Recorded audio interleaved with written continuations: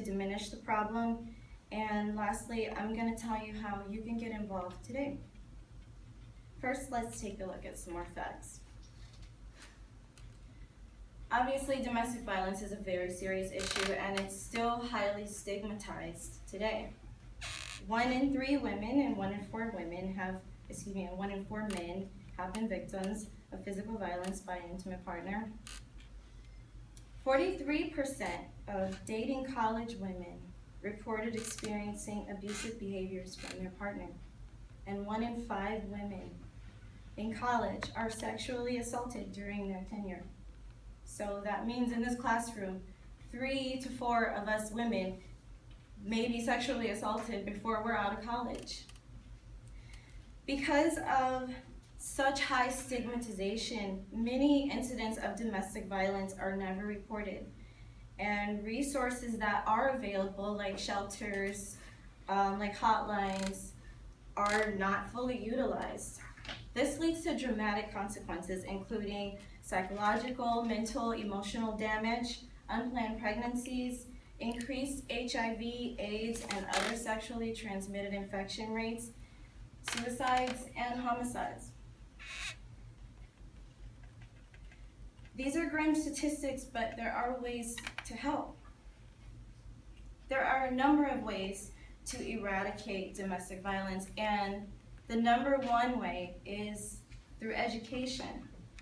Learning what signs to look for in somebody who may be affected. Learning the type of people who are affected. There are very common misconceptions that domestic violence mainly affects minorities. It's also widely believed that domestic violence is most prevalent among lower income people. But the reality is that domestic violence affects all of us across socioeconomic statuses, across ethnic groups. The problem is that middle to upper classes often have the means to seek help privately, like therapy and counseling, mediation, whereas those in lower socioeconomic statuses often have no other recourse other than the police or public agencies who report statistics, and that skews the numbers. That makes it seem like domestic violence is a poor people's problem, or that it's just someone else's problem. Another way that we can help to eradicate domestic violence is to volunteer or donate even time or money to a local shelter. The nearest shelter that I found is actually located in Upland and then Claremont. Now that one surprised me because you would think that in Claremont, with its hip little downtown area, its private prestigious college, and its plethora of senior living, would need to have a shelter for battered women and children, homeless women and children even. So let's dare to imagine a world where domestic violence is not occurring at such alarming rates. It's kind of hard to think about, but imagine a world where female genital mutilation and rape are things of the past.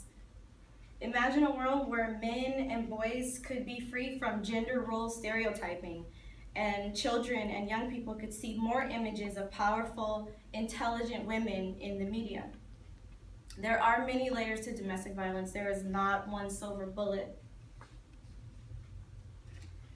So, in conclusion, we've talked about some very alarming realities regarding domestic violence and abuse, the most simple and important ways to help reduce or even eradicate it, and some of the possibilities of advancement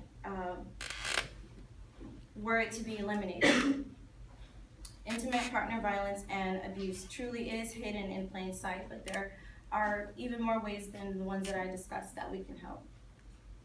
Helpguide.org is an excellent resource for providing ways to contribute to solutions.